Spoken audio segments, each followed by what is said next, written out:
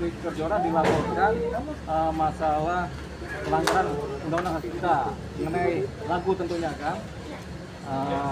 Pelapornya siapa ini? Yoni Dores. Yoni Yoni Dores itu adiknya Dedi Dores. Memang keluarga pencipta lagu mereka ya. Jadi ketika si Yoni Dores, iya kan? Iya, Yoni Dores. Yoni Dores melaporkan adanya pelanggaran undang-undang hak cipta, sementara dia adalah pencipta lagu, tentunya memang patut diduga melanggar.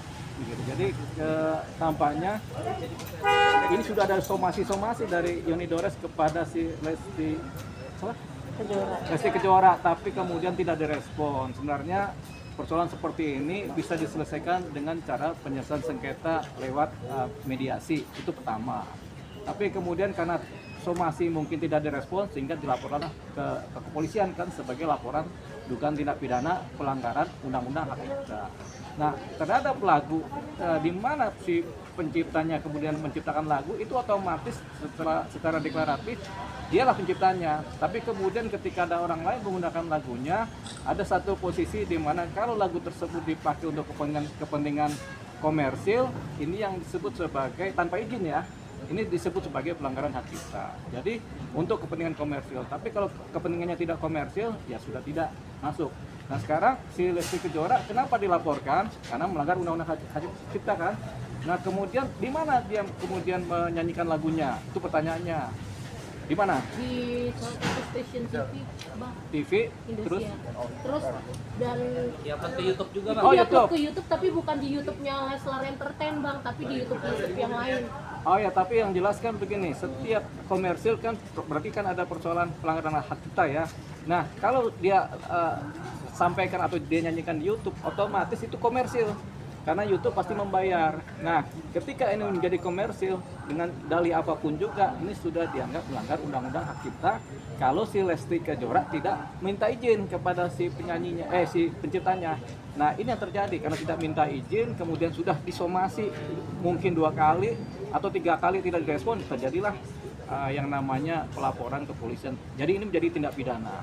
Tindak pidana ini pelanggaran undang-undang hak cipta ya, Undang-Undang Nomor 28 tahun 2014 kan begitu. Bang, ini kan mengenai kan ini kan nggak diupload di YouTube milik pribadinya Leslar. Iya. Tapi apakah akun yang mengupload itu bisa dilaporkan juga, Bang? Iya. Kan Sama-sama si akunnya menjadi terlapor, si Lesti juga penyanyi juga menjadi terlapor juga gitu. Karena komersinya ada di situ. Ini baru satu ya. Kemudian kalau kemudian dinyanyikan di Indosiar, apakah Indosiar menerima iklan? Begitu. Kan menerima iklan kan ada komersialnya juga begitu.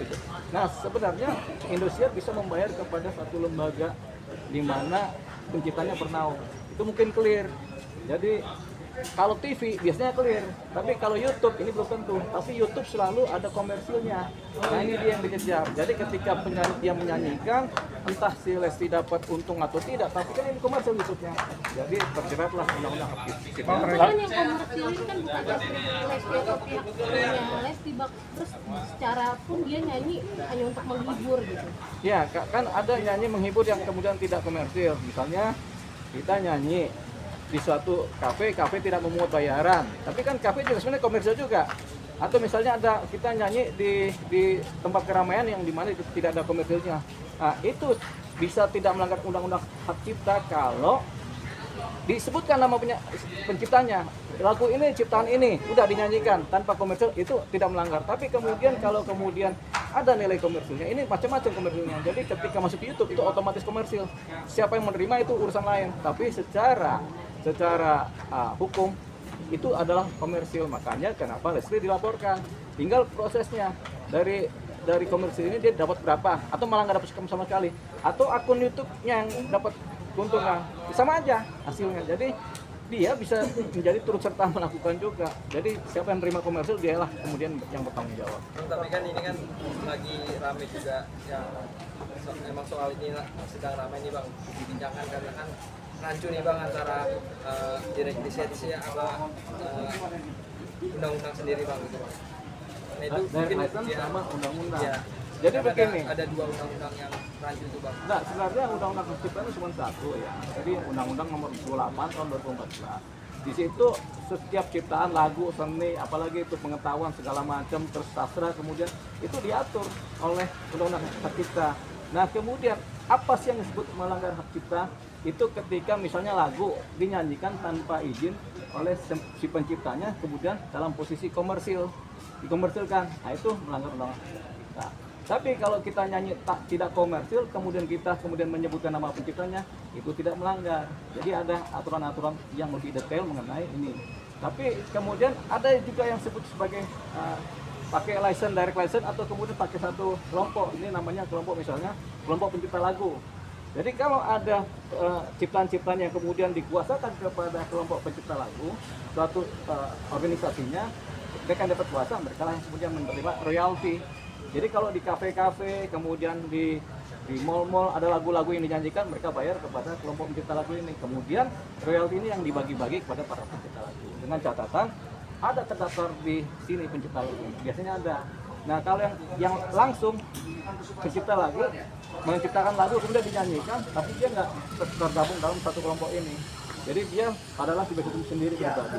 Nah dia kemudian bisa mengklaim mengenai royalti kepada si penyanyinya, begitu. Tapi sebenarnya ini kan persoalan sengketa ciptaan ya. Sengketa ciptaan ini bisa dilakukan dengan cara si pencipta langsung melalui teguran dulu atau melalui permintaan ketemu. Biasanya begitu.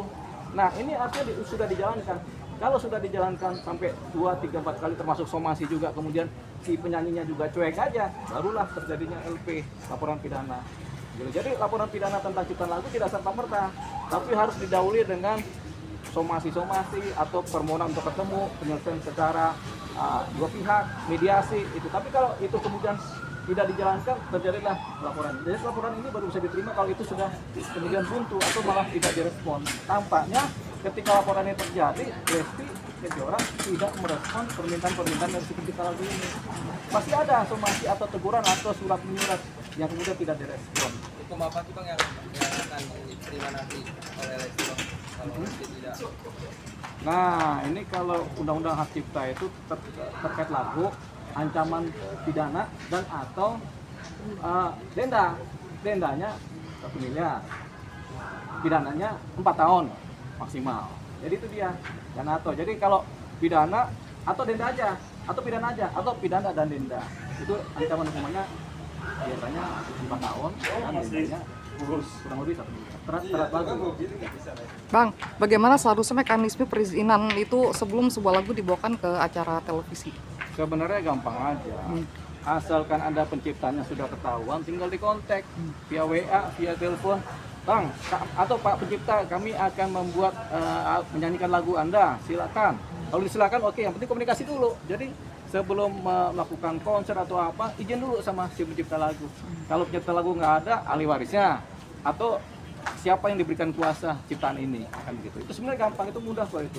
Asal ada kan selalu ada nama penciptanya kan, itu kan bisa dikejar siapa ini. Jadi apalagi kalau lembaga-lembaga kayak televisi atau lembaga-lembaga konser atau event-event organisasi, mereka udah ngerti itu. Ada penciptanya selalu. Nah, kalau kemudian mereka mengadakan pertunjukan pentas yang tidak komersil, misalnya pentas anak-anak di lapangan gratis atau lapangan gratis, anak-anak ayo datang semua, mereka nyanyi, mereka nggak akan kena pelanggaran hak cipta kalau mereka bilang saya nyanyikan lagu ini, penciptanya adalah ini, udah cukup begitu. Disampaikan tanpa komersil, artinya tidak ada 1 rupiah pun uang diterima dari nyanyinya itu, sehingga ini kemudian dianggap tidak melanggar hak cipta. Bang, ini kan hak ciptanya rame-ramenya kan baru-baru sekarang ini kan. Nah terus si Lesti ini posisi yang dilaporkan saat nyanyi itu posisi dia saat belum berhijab, itu gimana bang, masih bisa diperkarakan? Ya, ini kan karena namanya kadaluarsa kan 12 tahun pada umumnya kan, termasuk juga persoalan ciptaan ini gitu. Jadi ya 2017 sekarang 2025 kan masih 8 tahun kan. Nah, jadi apalagi itu kan jalan terus, ada upload terus tiap hari. Jadi dianggapnya berlaku, sekarang juga masih tampil kan, YouTube-nya kan masih ada sekarang. Nah itulah disebut pelanggaran di sini. Bang, tapi yang upload kan bukan mereka yang nyanyi, tapi orang lain. yang nyanyi, memang yang nyanyi nah, Lestinya. iya. Waktu si Lesti nyanyi ada izin nggak sama penciptanya? Nah itu nggak tahu. Nah kalau nggak ada, itu jadi komersil, jadi turut serta mereka berdua. Jadi ya jadi kompanion kan. Nah kalau begitu sebenarnya ada satu cara lagi. Sebenarnya Lesti datanglah kepada penciptanya sebelum masuk ke posisi pidana sepenuhnya, berdamai. Bang, berarti bisa dibilang Lesti salahnya sepenuhnya atau tidak salah sepenuhnya, Bang? Ya tergantung hasil penyelidikan dari kepolisian. Tapi sebenarnya rasanya ini udah pasti disomasi nih, udah pasti dikasih tahu ke Lesti ini ada begini-begini, pasti pencipta itu udah pasti begitu. Karena syaratnya itu dulu, syaratnya ada teguran, pemberitahuan, teguran sama somasi, itu syaratnya untuk supaya jadi LP kan. Kalau itu kemudian dilewati nggak ada respon oleh si Lesti, barulah jadi LP. Nah kalau sudah jadi LP sekarang berarti itu sudah dilewati. Jadi sudah nasibnya Lesti karena tidak merespon teguran-teguran yang ada.